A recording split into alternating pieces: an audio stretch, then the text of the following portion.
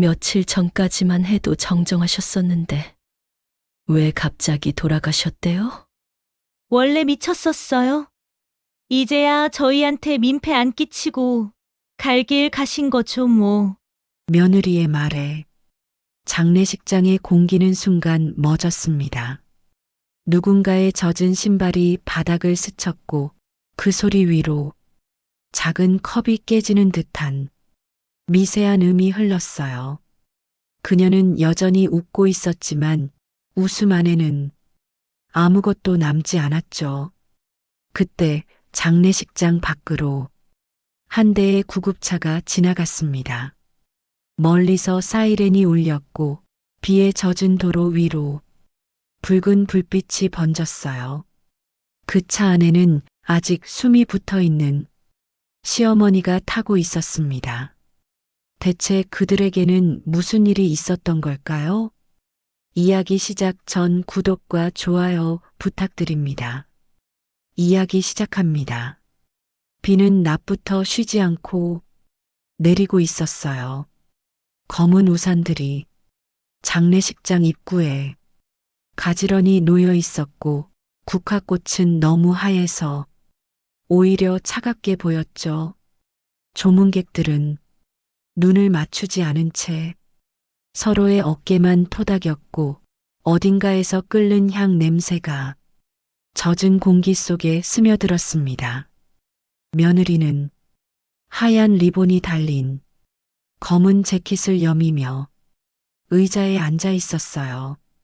옆자리에 남편, 그러니까 고인의 아들이라는 남자는 무표정으로 휴대폰을 내려놓지 않았습니다.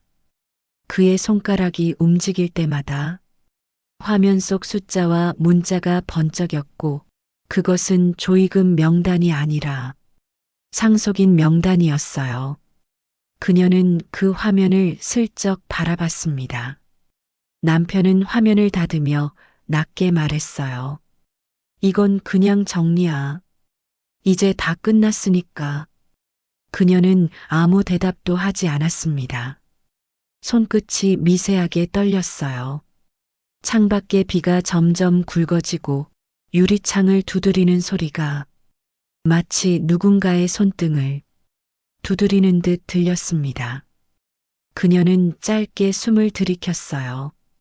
그날 어머니의 시신은 장례식장 지하의 냉장고가 아니라 병원으로 향하는 앰뷸런스 뒤편에 실려 있었습니다.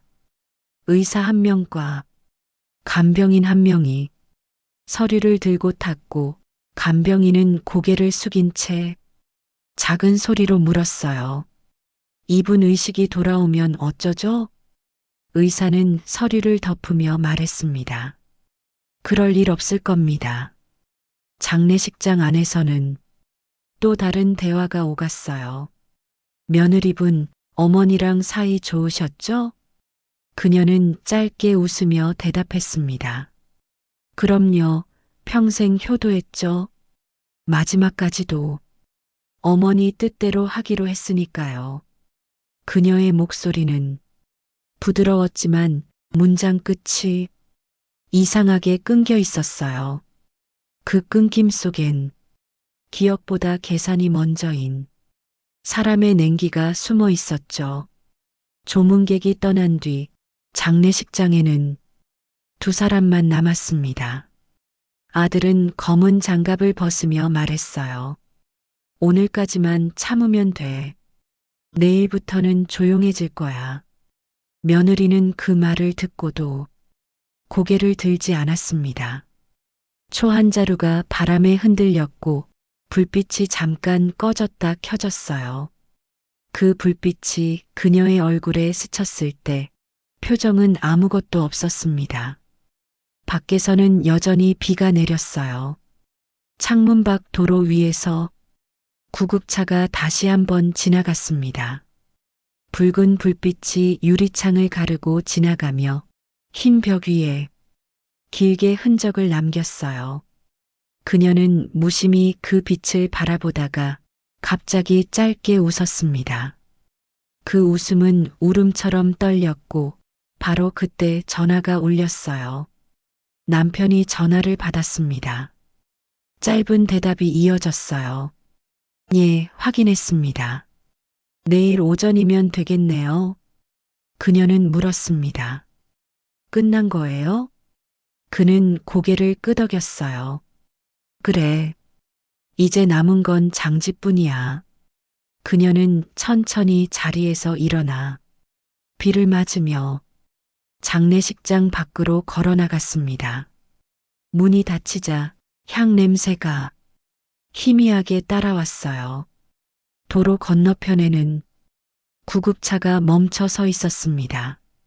비에 젖은 불빛이 번져서 잘 보이지 않았지만 차 안에서 희미하게 움직이는 손 하나가 보였어요. 그녀는 그것을 빗방울 사이로 흘끗 봤습니다. 손이 미세하게 떨리고 있었어요. 그녀는 잠시 그 자리에 멈췄다가 고개를 돌려 남편을 불렀습니다. 여보, 차 온 것 같아요. 그 말과 함께 장례식장의 문이 다시 닫혔어요.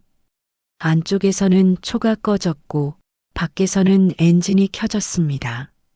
빗소리가 점점 멀어졌어요. 앰뷸런스가 움직였습니다. 붉은 불빛이 도로를 물들이며 멀어져 갔어요. 그 차 안에서 산소 마스크를 낀 여자가 아주 천천히 눈을 떴습니다. 눈동자가 흔들렸고 입가가 미세하게 떨렸어요. 간병인이 놀라 손을 뻗었습니다.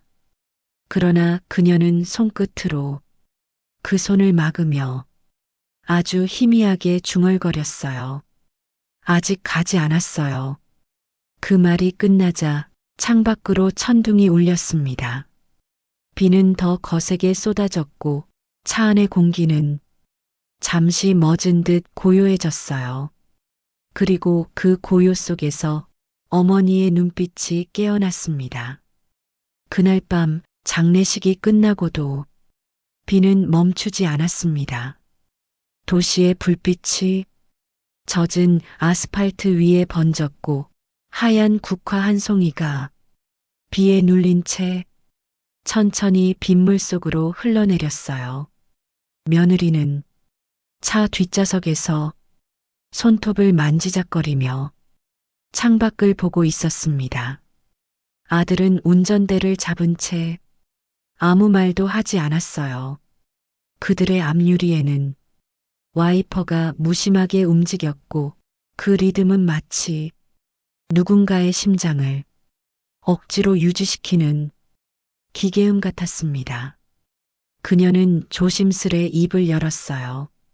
장례 끝났는데 진짜 괜찮겠어요? 그의 목소리는 무겁게 깔렸습니다. 이미 결정된 일이야.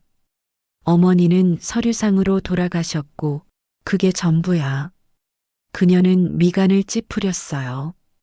그래도 병원에서 혹시 그럴 리 없어.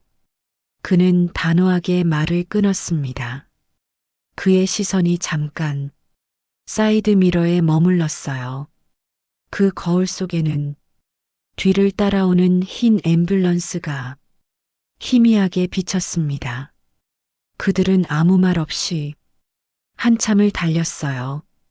도시는 점점 멀어지고 도로 표지판엔 서동 정신요양원 12km 나는 글자가 어둠 속에 번쩍였습니다. 그녀는 그 글자를 보고도 아무 말도 하지 않았어요. 하지만 창문에 머리를 기댄 채 입안에서 알 수 없는 단어를 중얼거렸습니다. 그건 이름이었고 아직 잊히지 않은 목소리였어요. 그녀는 처음 시어머니를 만났던 날을 기억했습니다. 그때의 어머니는 언제나 말이 느렸고 목소리는 부드러웠어요. 사람은 가진 걸로 행복한 게 아니야. 남긴 걸로 기억되는 거지. 그녀는 그 말을 들었을 땐 웃어 넘겼습니다. 하지만 지금 그 문장이 귀 속에서 되살아났어요. 그녀는 조용히 눈을 감았습니다. 도착한 곳은 도심의 한 빌딩이었어요. 간판엔 영신 법률사무소라는 글자가 희미하게 빛났습니다. 엘리베이터 안에서 아들은 말없이 서류 가방을 들고 있었어요. 그녀는 속삭이듯 물었습니다. 그 돈 정말 300억이나 돼요? 응. 부동산이랑 주식 다 합치면 그 정도지. 그걸 다 우리가? 당연하지. 우리가 가족이잖아. 그는 그 말을 하며 웃었지만 그 웃음은 피곤에 절어 있었어요. 법률사무소 안은 조용했습니다. 형광등 소리만이 길게 울리고 있었어요. 변호사는 검은 안경을 고쳤으며 말했습니다. 어머니 명의 재산은 사망 확인이 완료되면 자동 상속 처리됩니다. 다만 일부 계좌가 생전 의료보호 후원금으로 등록돼 있어 약간의 확인 절차가 필요합니다. 아들은 잠시 고개를 끄덕였어요. 그건 제가 알아보겠습니다. 며느리는 무심히 서류를 훑었습니다. 그 서류 맨 아래에는 환자의 정신질환 판정 확인서라는 문장이 붉은 도장과 함께 찍혀 있었어요. 그녀는 손끝으로 그 도장을 따라 문질렀습니다. 종이에 잉크가 미세하게 번졌고 손끝엔 붉은 가루가 묻었어요. 그녀는 그걸 닦지도 않은 채 조용히 말했습니다.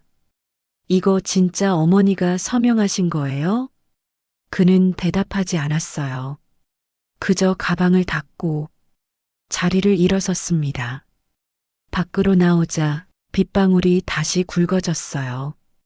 지하 주차장의 공기는 눅눅했고 천장에 달린 형광등이 한 번씩 깜빡이며 불안하게 흔들렸습니다. 그녀는 손가락 사이에 남은 붉은 얼룩을 바라보다가 작게 중얼거렸어요. 이거 피 같아요. 그 말에 남편은 웃었습니다. 그냥 도장 잉크야. 겁먹을 필요 없어. 그녀는 대답하지 않았어요. 대신 그 말이 끝난 뒤에도 한참 동안 손을 바라봤습니다. 그들이 차에 타려던 순간 주차장 한쪽에서 낡은 공중전화가 울렸어요. 그 소리는 이상하게도 공간 전체를 울렸습니다. 아들은 잠시 멈칫했지만 곧 신경질적으로 문을 열었어요. 다 늦었어. 공중전화는 3번 더 울리고 멈췄습니다. 그녀는 뒤를 돌아봤지만 이미 소리는 사라지고 있었어요. 차가 움직였습니다. 라디오에서는 조용한 클래식 음악이 흘렀어요. 그녀는 창밖으로 번지는 불빛을 따라가며 생각했습니다. 정신이 돌아오면 어쩌죠? 낮에 들었던 간병인의 목소리가 머릿속을 떠나지 않았어요. 그녀는 손가락으로 무릎을 두드리며 그 말의 뜻을 되짚었습니다. 어머니는 정말 그곳에서 끝난 걸까? 그때 휴대폰 진동이 울렸어요. 남편은 주머니에서 폰을 꺼내 들었습니다. 화면에는 짧은 문자 하나가 떠 있었어요. 환자 상태 재확인 요망. 응급 이송 중. 그는 잠시 그 문장을 바라보다가 손가락으로 메시지를 지워버렸습니다. 그녀는 그 행동을 눈으로 보고도 아무 말도 하지 않았어요. 다만 손톱 밑에 남은 잉크 자국을 조용히 문질렀습니다. 도로 위에 비가 더 세차게 쏟아졌어요. 전조등 불빛이 번개처럼 흩어지며 유리에 부딪혔습니다. 그녀는 어느새 눈을 감았어요. 하지만 귓가에는 아직 그 문장이 남아 있었습니다. 이분 의식이 돌아오면 어쩌죠? 그 말이 빗소리 사이를 헤치며 마음속 깊은 곳으로 흘러들어갔어요.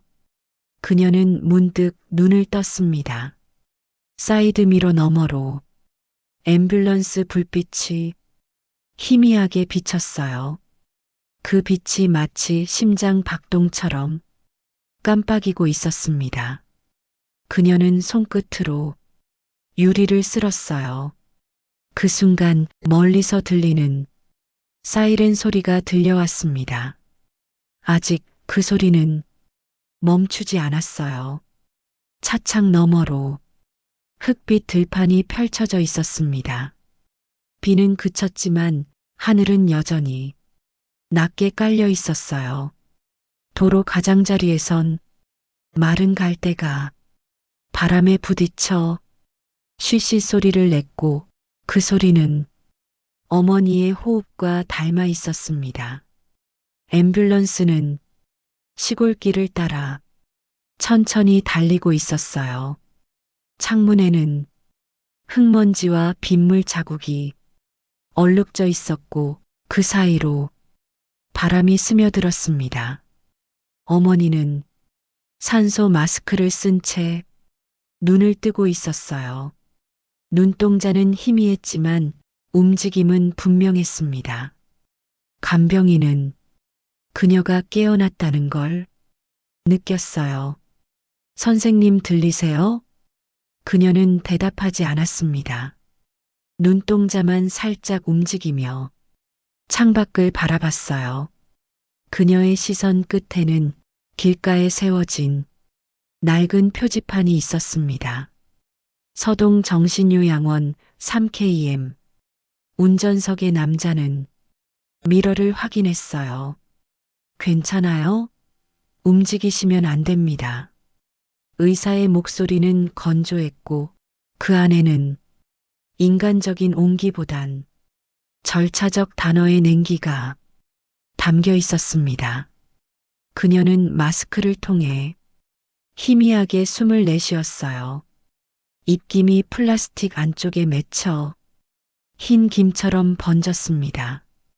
그 순간 그녀의 머릿속에 오래된 기억 하나가 스쳤어요. 젊은 시절 아들을 처음 안았던 날이었습니다.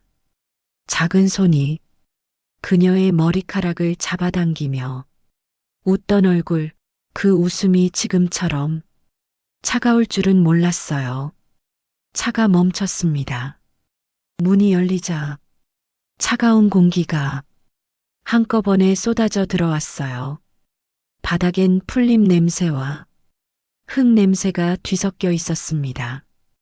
간병인이 휠체어를 내리고 그녀를 조심스럽게 옮겼어요. 어머니의 손목에는 여전히 점적 바늘이 꽂혀 있었고 그 줄을 따라 한 방울씩 액체가 떨어졌습니다.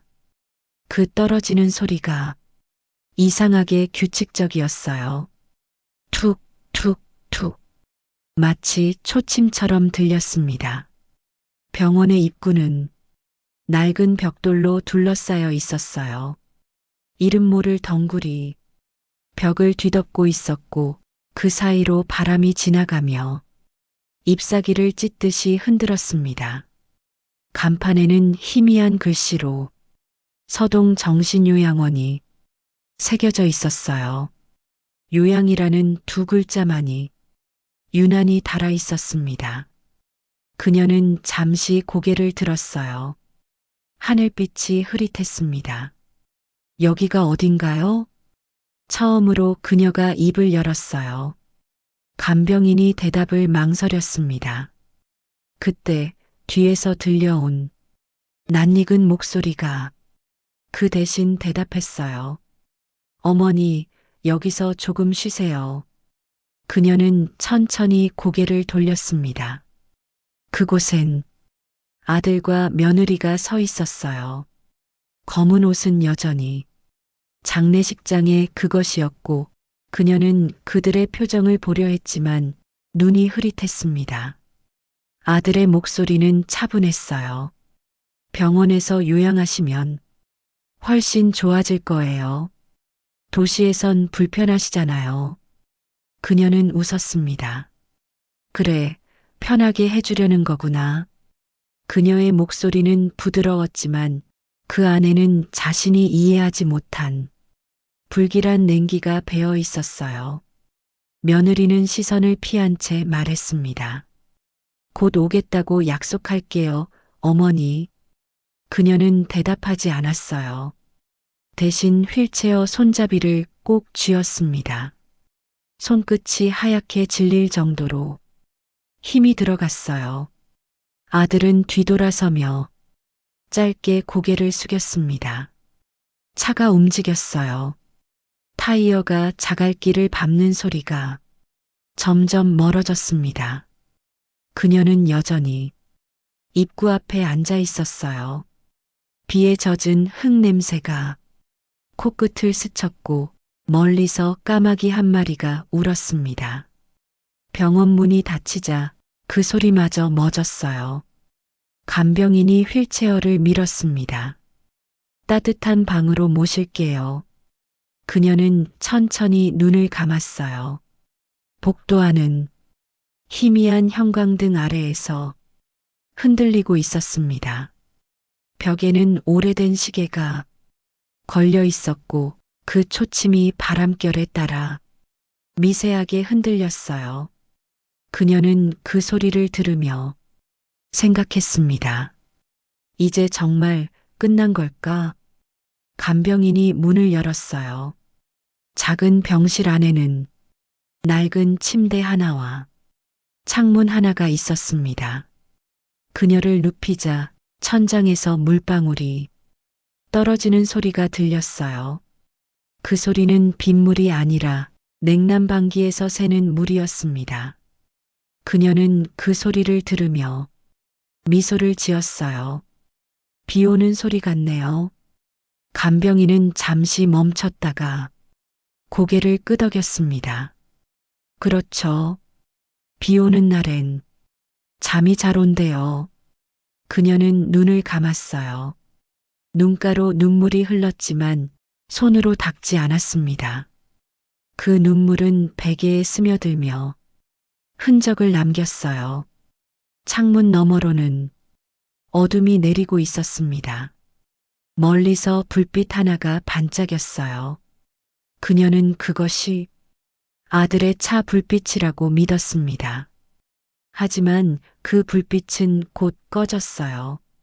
그리고 아무것도 남지 않았습니다. 그녀는 다시 눈을 떴어요. 천장에 달린 시계가 눈에 들어왔습니다. 초침이 또박또박 소리를 냈어요. 그 소리를 들으며 그녀는 속삭였습니다. 아직 가지 않았어요. 그 순간 바람이 창문 틈새를 지나가며 커튼을 흔들었어요. 바람에 섞인 냄새는 흙과 습기 그리고 약 냄새였습니다. 그 냄새가 코끝을 스칠 때 그녀는 비로소 자신이 버려졌다는 사실을 느꼈어요. 그녀의 눈가가 다시 젖었습니다. 하지만 이번엔 눈물이 아니었어요. 그건 그녀의 기억이 흘러나오는 소리 같았습니다. 젖은 숨소리와 함께 그녀의 목소리가 흔들렸어요.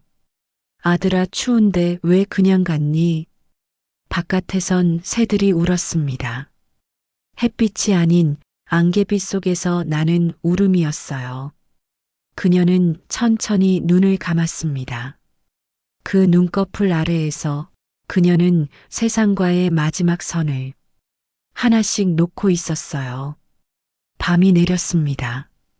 병실 창문 밖으로는 어둠과 안개가 뒤섞였고 요양원의 마당은 마치 세상이 끝난 뒤의 잔해처럼 고요했어요. 형광등 하나가 불규칙하게 깜빡였고 그 불빛이 어머니의 얼굴 위에 희미한 그림자를 그렸습니다. 그녀의 눈은 감겨 있었지만 귀는 여전히 세상의 미세한 진동을 듣고 있었어요.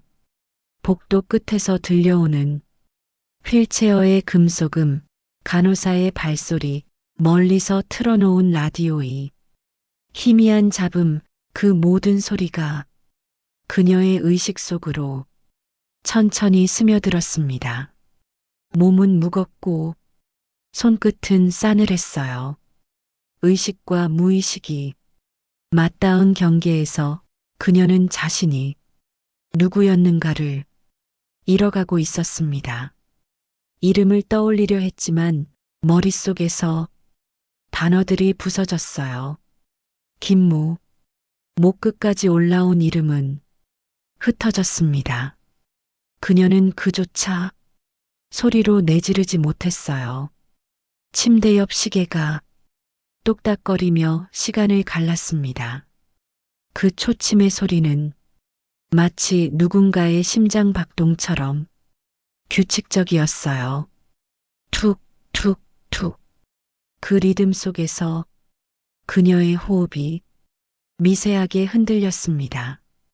간병인이 문을 열고 들어와 시트를 정리하며 조용히 속삭였어요. 이분은 깨어날 가능성이 거의 없대요. 그 말에 다른 간호사가 짧게 대답했습니다. 이제 곧 가족도 포기할 거예요. 그녀의 손가락이 그때 아주 미세하게 움직였어요. 손끝이 시트의 주름을 느끼며 조금씩 펴졌습니다.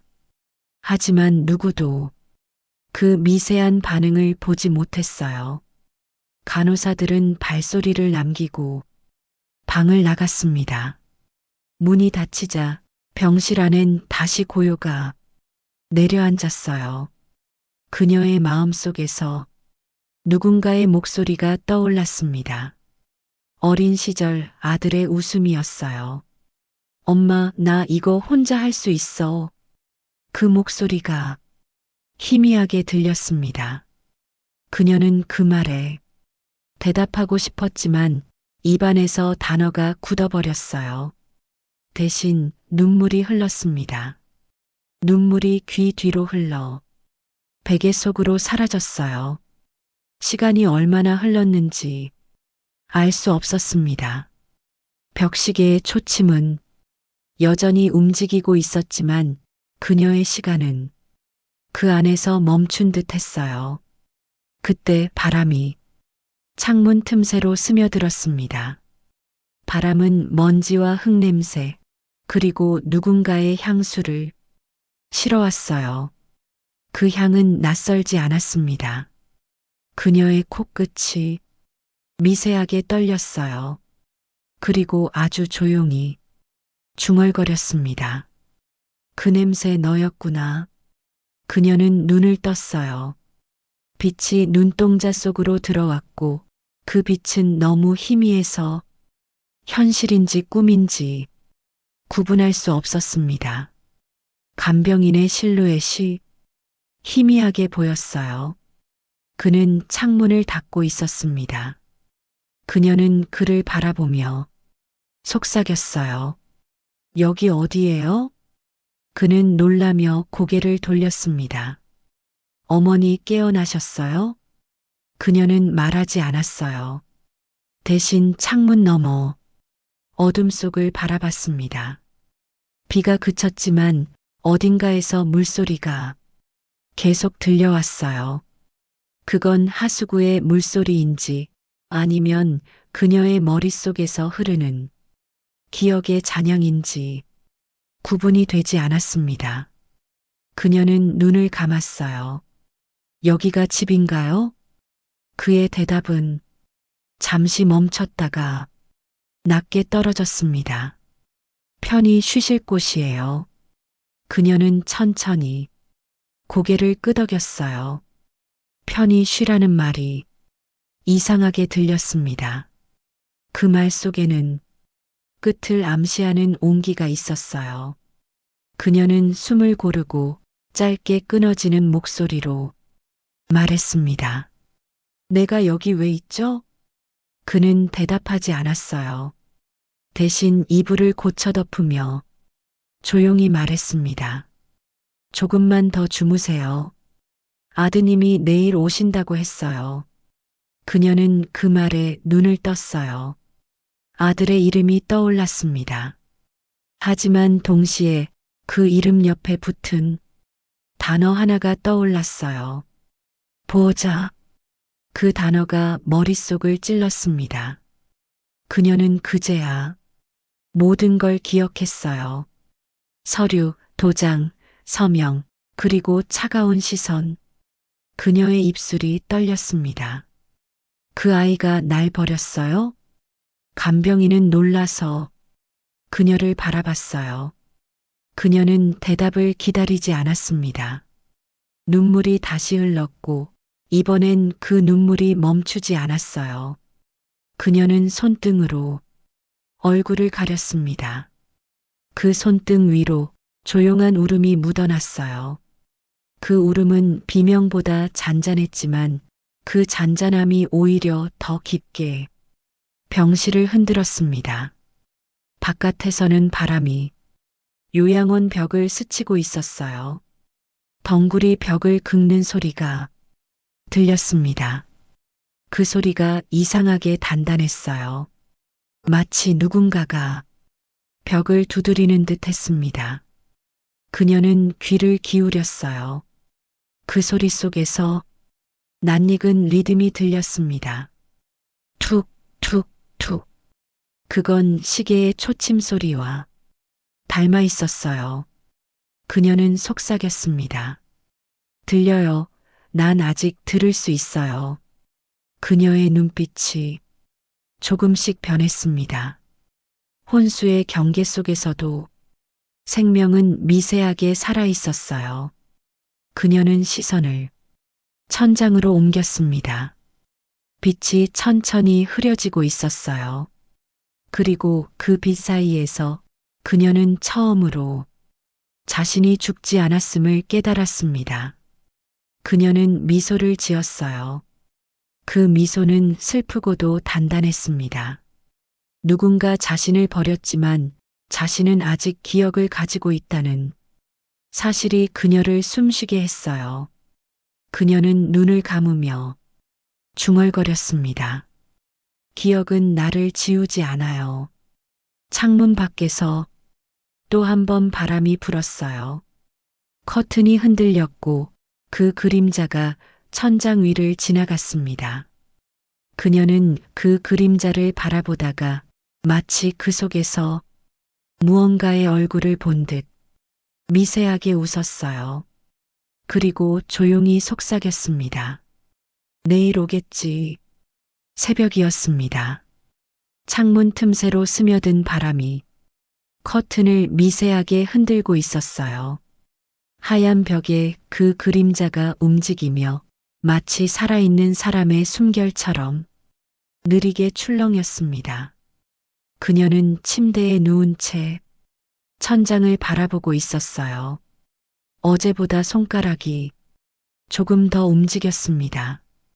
손끝에 감각이 돌아오는 대신 머릿속에서는 무언가가 또렷해지고 있었어요. 그건 이름도 얼굴도 잊었던 기억들의 조각이었습니다.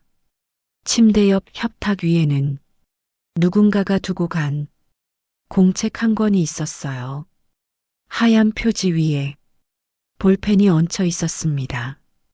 그녀는 천천히 손을 들어 그것을 집어들었어요. 손가락 마디가 굳었지만 힘은 분명했습니다. 공책의 첫 장엔 아무것도 적혀 있지 않았어요. 그녀는 펜을 들고 한 글자씩 써내려갔습니다. 내 이름은 김은자. 그 글씨는 삐뚤었고 잉크는 중간에 끊겼어요. 하지만 그녀는 웃었습니다. 글씨가 살아있었어요. 그녀의 목소리가 종이에 스며들듯 들려왔습니다. 이제 괜찮아요. 간병인이 들어왔어요. 그녀는 놀란 눈으로 공책을 바라봤습니다. 어머니, 이건 언제 쓰신 거예요? 그녀는 대답 대신 조용히 웃었어요. 손이 좀 풀려서요. 간병인은 그 미소에 잠시 말을 잃었습니다. 그녀의 얼굴은 어젯밤보다 훨씬 단단해 보였어요. 그날부터 그녀는 하루에 한 줄씩 글을 쓰기 시작했습니다. 처음엔 자신의 이름, 그 다음엔 아들의 이름, 그리고 마지막엔 용서라는 단어였어요. 글을 쓸 때마다 손끝에 통증이 심해졌지만 그 통증이 살아있다는 증거처럼 느껴졌습니다. 점심 무렵 간병인은 라디오를 켰어요. 방 안에는 낯익은 피아노 음악이 흘렀습니다. 그 곡은 그녀가 젊은 시절 아들에게 자장가 대신 들려주던 멜로디였어요. 그녀는 손을 멈추고 귀를 기울였습니다. 그 멜로디 사이로 오래전의 기억이 스며들었어요. 아들이 초등학교 입학하던 날 그녀가 손수 꿰매준 가방, 그리고 웃으며 내밀던 손. 그녀는 문득 펜을 쥔 손을 내려다봤습니다. 그 손은 여전히 떨리고 있었지만 그 떨림 속엔 생명이 있었어요. 그녀는 공책을 덮고 창가로 몸을 돌렸습니다. 바깥엔 새들이 울고 있었어요. 그 울음소리가 마치 일어나라는 신호처럼 들렸습니다. 그녀는 간병인을 불렀어요. 나 부탁 하나만 해도 될까요? 무슨 부탁이세요, 어머니? 이 주소로 편지를 좀 보내줬으면 해요. 그녀는 종이 한 장을 내밀었습니다. 그 종이에는 도시의 주소와 이름 2개가 적혀 있었어요. 아들의 이름, 그리고 며느리의 이름이었습니다. 간병인은 주저했어요. 이분들이 가족분이시죠? 그녀는 고개를 끄덕였습니다. 가족이죠. 하지만 지금은 낯선 사람들 같아요. 그 말은 슬프지 않았어요. 그녀의 눈빛은 오히려 고요했습니다. 편지 내용은 제가 직접 쓸게요. 그녀는 천천히 펜을 들었어요. 사랑하는 내 아들에게. 그 문장으로 시작된 편지는 단 한 페이지였습니다. 나는 아직 너를 원망하지 않는다. 다만 내가 왜 나를 보지 않았는지 그 이유를 알고 싶다. 그녀는 마지막 줄에 짧게 덧붙였어요. 나는 아직 살아있다. 그녀는 봉투를 접어 간병인에게 건넸습니다. 간병인은 잠시 손에 쥐었다가 고개를 끄덕였어요. 제가 꼭 전해드릴게요. 그녀는 미소 지었습니다. 고맙습니다. 하지만 혹시 못 전해도 괜찮아요. 왜요? 이건 편지가 아니라 내 마음의 연습이에요. 간병인은 그 말의 뜻을 이해하지 못했지만 그녀의 눈빛에서 어떤 확신을 느꼈어요. 그녀는 그날 밤 늦게까지 잠들지 않았습니다. 창문 밖에서는 벌레들이 울고 있었어요. 그 소리가 어둠 속에서 잔잔히 이어졌습니다. 그녀는 다시 공책을 펼쳤어요. 이번엔 글 대신 그림을 그렸습니다. 손이 떨려 선이 삐뚤었지만 그림 속에는 2개의 손이 있었어요. 작은 손이 큰 손을 잡고 있었습니다. 그녀는 그 그림을 한참 바라보다가 중얼거렸어요. 가르치는 건 벌이 아니에요. 그 말은 마치 자신에게 들려주는 기도 같았습니다. 그녀는 눈을 감았어요. 그녀의 입가엔 미묘한 미소가 번졌습니다. 그 미소는 슬픔이 아니라 다가오는 결심의 예고였어요. 새벽 3시 요양원 복도 끝에서 종이 울렸습니다. 그 소리는 짧고 낮았어요.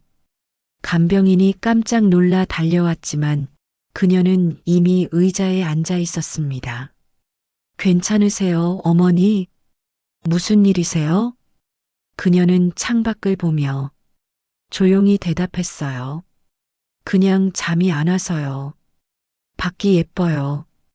그녀의 눈에는 달빛이 비치고 있었습니다.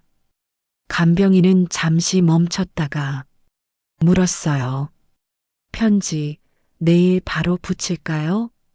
그녀는 고개를 저었습니다. 아니요. 천천히요. 아직은 때가 아니에요. 그녀는 다시 창밖을 바라봤어요. 어둠 속에서 새벽빛이 아주 미세하게 번지고 있었습니다. 그 빛이 천천히 그녀의 얼굴에 닿았어요. 그녀는 속삭였습니다. 이제부터가 시작이에요. 이른 새벽 요양원의 복도는 차가운 빛으로 젖어 있었습니다. 형광등의 장광이 벽을 따라 흘렀고 창문 밖에서는 안개가 피어오르듯 천천히 들판을 덮고 있었어요. 그녀는 휠체어에서 천천히 몸을 일으켰습니다. 손끝으로 벽을 짚으며 몇 걸음 나아갔어요. 발끝이 바닥의 타일을 스칠 때마다 마른 먼지가 일었습니다. 그 소리가 유난히 크게 들렸어요. 그녀는 그 소리를 듣는 순간 이곳이 더 이상 자신의 머물 곳이 아니라는 걸 알았습니다. 간병인은 그 모습을 보고 놀라 달려왔어요. 어머니, 아직 회복이 완전하지 않으세요. 그녀는 조용히 고개를 끄덕였습니다. 그러니까요. 이제 나가야겠어요. 그 말은 두렵지 않았어요. 그녀의 목소리엔 오히려 오랜 기다림이 깃들어 있었습니다. 며칠 뒤 그녀는 의사의 동의서에 서명했어요. 손끝은 여전히 떨렸지만 그 글씨는 단단했습니다. 퇴원 사유 회복. 짧은 문장이지만 그 안에는 수많은 감정이 스며 있었어요. 퇴원 수속을 마치던 날 간병인은 작은 봉투를 건넸습니다. 어머니, 이건 전에 부탁하셨던 편지예요. 그녀는 그 봉투를 천천히 바라보다가 미소 지었어요. 이제는 붙일 필요 없어요. 왜요? 편지는 마음이 모자랄 때 쓰는 거니까요. 이제 직접 말할 수 있을 것 같아요. 그녀는 병원을 나섰습니다. 문이 닫히자 바람이 머리카락 사이로 스며들었어요. 요양원 담장엔 담쟁이 잎이 흩날렸고 그 잎들이 바람에 쓸려나가는 소리가 마치 누군가의 이름을 부르는 듯 들렸습니다. 그녀는 작은 가방 하나를 들고 걸었어요. 길 위엔 흙먼지와 바람이 섞여 있었습니다. 멀리선 기차 소리가 희미하게 들렸어요. 그녀는 한참을 걷다가 길가의 버스 정류장 앞에서 멈췄습니다. 버스 시간표는 낡아 있었고 숫자는 거의 지워져 있었어요. 하지만 한 줄만 또렷했습니다. 서울 방면 오전 8시 10분. 버스가 도착했을 때 운전기사는 잠시 그녀를 바라봤어요. 서울까지 가시나요? 네. 거기 제 이름이 아직 남아있을지 확인하려고요. 기사는 대답 대신 고개를 끄덕였습니다. 버스 안은 비어 있었어요. 창밖으로 들판이 멀어지고 그 위로 아침빛이 조금씩 번졌습니다. 그녀는 차창에 비친 자신의 얼굴을 바라봤어요. 눈가의 주름이 더 깊어져 있었지만 그 주름이 낯설지 않았습니다. 그건 살아있다는 증거였어요. 도시에 들어서자 공기의 냄새가 달라졌습니다. 먼지, 매연, 그리고 커피 냄새가 섞인 바람이 얼굴을 스쳤어요. 그녀는 창밖을 보며 속삭였습니다. 돌아왔구나. 버스가 정류장에 멈췄어요. 그녀는 천천히 내렸습니다. 길가에는 익숙한 상점들이 여전히 있었고 그 중 하나는 예전 그녀가 운영하던 작은 꽃집이었어요. 문은 닫혀 있었지만 유리창 너머로 말라버린 국화꽃이 보였습니다. 그녀는 문 앞에 서서 한참을 바라봤어요. 그때 뒤에서 누군가의 목소리가 들렸습니다. 어머니? 그녀는 천천히 고개를 돌렸어요. 그곳엔 간병인이 서 있었습니다. 왜 따라왔어요? 그냥 혼자 보내드릴 수가 없어서요. 그녀는 미소를 지었어요. 괜찮아요. 여긴 내가 살아있던 곳이에요. 그녀는 꽃집의 문을 열었습니다. 문이 열리자 오래된 먼지 냄새와 함께 기억의 냄새가 밀려나왔어요. 그녀는 카운터 위 낡은 금고를 열었습니다. 안에는 오래된 통장과 서류 몇 장이 있었어요. 그녀는 손가락으로 종이들을 넘기며 중얼거렸습니다. 이름은 지워질 수 있지만 주인은 남아요. 서류 맨 아래에 한 문장이 눈에 들어왔어요. 보호자 서명 김현우. 그 이름이 아들의 이름이었습니다. 그녀는 그 글자를 바라보다가 마치 오래된 상처를 만지듯 손끝으로 살짝 눌렀어요. 그녀는 서류를 봉투에 넣고 자리에서 일어섰습니다. 꽃집 창문을 열자 바람이 한꺼번에 들어왔어요. 말라있던 국화 한 송이가 흔들리며 꽃잎을 떨어뜨렸습니다. 그녀는 그 떨어지는 꽃잎을 바라보며 속삭였어요. 이제야 진짜로 나로 돌아왔네요. 밖으로 나오자 햇살이 눈부셨습니다. 길가의 사람들, 차 소리, 시장의 냄새, 그 모든 소음이 오랜만에 생생하게 들렸어요. 그녀는 그 소리들 속에서 묘한 안도감을 느꼈습니다. 살아있다는 실감이었어요. 그때 전화벨이 울렸습니다. 간병인이 가방에서 휴대폰을 꺼내 그녀에게 건넸어요. 모르는 번호인데요. 그녀는 망설이지 않고 받았습니다. 여보세요. 수화기 너머로 들려온 목소리는 떨리고 있었어요. 어머니 저예요. 그녀의 입술이 미세하게 떨렸습니다. 그러나 목소리는 차분했어요. 그래, 내 목소리 맞구나. 어머니, 죄송해요. 정말 미안해요. 그녀는 눈을 감았습니다. 눈가에서 바람이 스쳤어요. 미안하단 말 아직 일러요. 나 아직 아무 말도 안 했잖니. 통화는 잠시 끊겼습니다. 그녀는 천천히 고개를 들었어요. 하늘은 맑았고 구름이 흘렀습니다. 늦은 오후 해는 천천히 기울고 있었습니다. 햇빛이 창문 유리 위로 길게 흘러내리며 집안의 먼지를 금빛으로 비쳤어요. 그녀는 거실 한가운데 작은 나무 의자에 앉아 있었습니다. 탁자 위엔 봉투 하나와 꽃 한 송이가 올려져 있었어요. 문이 열렸습니다. 아들과 며느리가 함께 들어왔어요. 그들의 얼굴은 며칠째 잠을 이루지 못한 사람처럼 지쳐 있었고 입술 끝은 하얗게 말라 있었습니다. 그녀는 고개를 들지 않았어요. 대신 손끝으로 의자 팔걸이를 천천히 쓸었습니다. 그 미세한 소리가 침묵을 갈랐어요. 어머니, 아들의 목소리는 낮고 무겁게 깔렸습니다. 전화 받고 너무 놀랐어요. 그게 정말 어머니셨어요?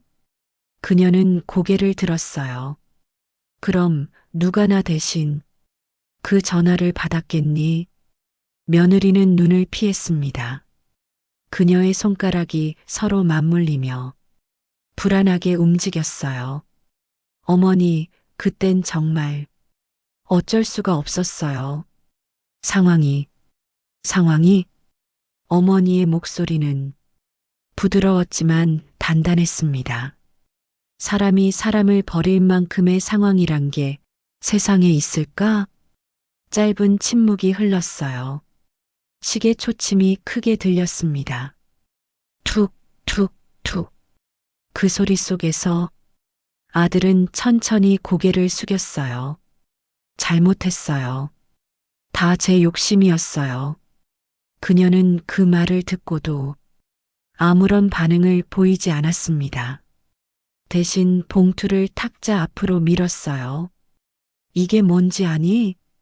아들은 봉투를 열었습니다.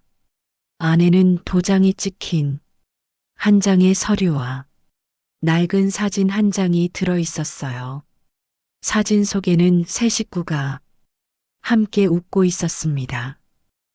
이건 그날 병원에서 도장 찍었던 서류야. 정신질환자 보호자 동의서. 그 밑에 내 이름이 있더라. 그녀는 잠시 눈을 감았어요. 그 서류를 보고 있으면 한참 동안 아무 생각도 나지 않았어. 그때 내가 미쳤던 걸까? 아니면 너희가 미쳤던 걸까? 말이 끝나자 방안 공기가 잠시 멈췄습니다. 며느리가 울음을 터뜨렸어요. 저는 믿었어요. 당신이 어머니를 지키는 줄 알았어요. 하지만 서류를 보고 나서야 알았어요. 우리가 어머니를 죽게 만든 거였다는 걸. 그녀는 눈물을 닦지 않았습니다. 그저 그 말을 들으며 고개를 숙였어요. 울지 마라. 너는 나보다 더 오래 살아야 해. 사람이 잘못을 안다는 건 다시 시작할 수 있다는 뜻이니까. 아들은 무릎을 꿇었습니다. 어머니, 저희를 용서해 주세요. 다시는 그런 일 없을 거예요. 그녀는 한참 동안 그 말을 듣고 있었어요. 그의 눈빛 속에서 두려움보다 깊은 후회를 읽을 수 있었습니다. 그녀는 천천히 손을 들어 그의 머리 위에 얹었어요. 손끝이 떨렸지만 온도는 따뜻했습니다.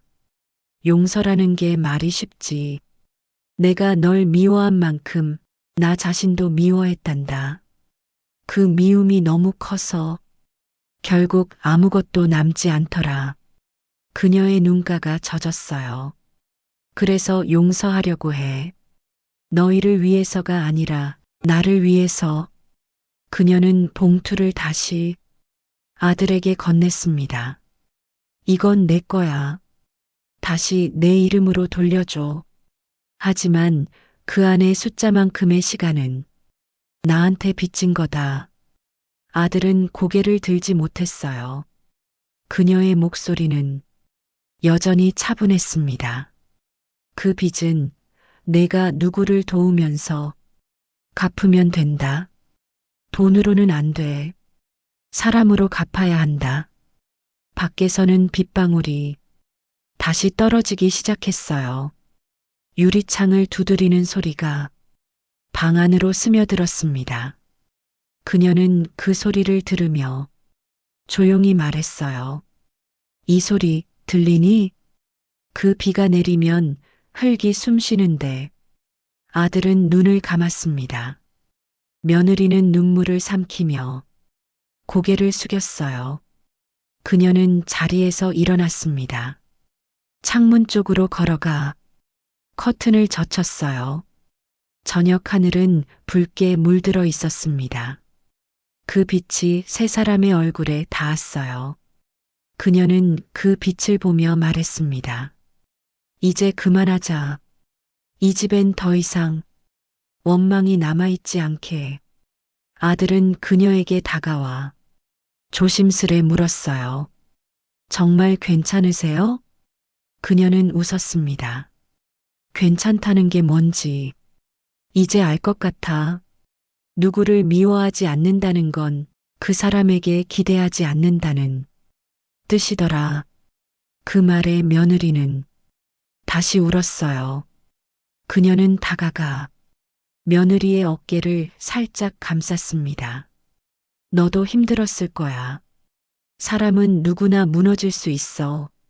하지만 무너진 자리에서 무엇을 세우느냐, 그게 사람을 남기지. 거실 안은 조용했습니다. 밖에서는 비가 멈췄고 그 자리에 새소리가 들려왔어요. 그녀는 창문을 닫으며 마지막으로 말했습니다. 이제 집이 좀 따뜻해졌네. 그 말과 함께 그녀의 입가에 잔잔한 미소가 번졌어요. 그 미소는 슬픔보다 평온했고 분노보다 깊었습니다. 그녀는 두 사람을 번갈아 바라보다가 마치 오래된 기억을 덮듯 눈을 감았어요. 새벽 공기는 차가웠습니다. 창문을 열자 빗방울이 흩어진 자리에 남은 냄새가 스며들었어요. 그녀는 조용히 손을 내밀어 바람을 받았습니다. 바람은 더 이상 차갑지 않았어요. 집안은 고요했습니다. 탁자 위엔 아직 식지 않은 차 한 잔과 국화 한 송이가 놓여 있었어요. 그녀는 의자에 앉아 천천히 숨을 내쉬었습니다. 그 숨이 차 위로 내려앉으며 김이 피어올랐어요. 하루 전 아들과 며느리가 떠난 뒤 그녀는 한참 동안 아무 말도 하지 않았습니다. 텅 빈 거실에 시계 초침 소리만 남아 있었어요. 툭, 툭, 툭. 그 소리가 마치 심장이 다시 뛰는 듯 했습니다. 그녀는 서랍을 열어 오래된 공책을 꺼냈어요. 요양원에서 써내려간 그 공책이었습니다. 표지는 손때로 거칠어졌고 끝장엔 마지막 문장 하나가 적혀 있었어요. 기억은 잊히지 않는다. 다만 용서로 덮일 뿐이다. 그녀는 그 문장을 손가락으로 따라 쓰듯 문질렀습니다. 그 감촉이 이상하게 따뜻했어요. 그녀는 공책을 덮고 집을 둘러봤습니다. 거실 한쪽에는 오래된 액자가 걸려 있었어요. 그 안에는 웃는 새 식구의 사진이 있었습니다. 그녀는 조용히 그 앞에 섰어요. 그때는 몰랐지. 우리가 이렇게 다시 마주하게 될 줄은. 그녀는 사진을 만지며 미소를 지었습니다.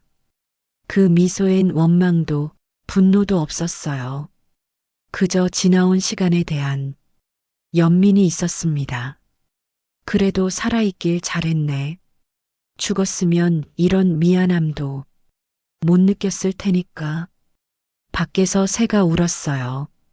그 소리가 유리창을 타고 들어와 집안에 퍼졌습니다. 그녀는 창문을 열었어요. 새벽 안개가 거실로 흘러들며 빛을 바꾸었습니다. 그녀의 머리카락이 그 빛 속에서 흩날렸어요. 그녀는 천천히 외투를 걸쳤습니다. 탁자 위에 국화꽃을 손에 들고 현관으로 걸어갔어요. 신발을 신는 동안 바닥의 나무가 삐걱 소리를 냈습니다. 그 소리가 유난히 선명했어요. 그녀는 그 소리에 귀를 기울였습니다. 이 집이 이제야 다시 숨을 쉬네. 거리로 나서자 도시의 공기가 코끝을 스쳤어요. 새벽 시장 상인들이 천막을 여는 소리, 빗물에 젖은 돌바닥을 닦는 소리, 그 모든 일상의 소리들이 다시 세상을 깨우고 있었습니다. 그녀는 그 속을 천천히 걸었어요. 길가의 버스 정류장 벤치에 앉아 국화를 바라봤습니다. 꽃잎은 이미 반쯤 시들어 있었지만 향은 남아 있었어요. 그녀는 그 향기를 들이마시며 눈을 감았습니다. 이제야 정말 편해졌네. 멀리서 버스가 다가왔어요. 그녀는 국화를 버스 옆 쓰레기통 위에 조심히 내려놓았습니다. 이건 지난 시간한테 주는 꽃이에요. 그 말은 누구에게도 들리지 않았지만 그 순간 바람이 불어 국화꽃잎 하나가 손등에 닿았어요. 그녀는 그 꽃잎을 살짝 잡아 손바닥에 올렸습니다. 꽃잎이 따뜻했어요. 버스가 떠나고 거리엔 아침 햇살이 스며들었습니다. 그녀는 걸음을 옮겼어요. 발소리가 고르게 울렸습니다.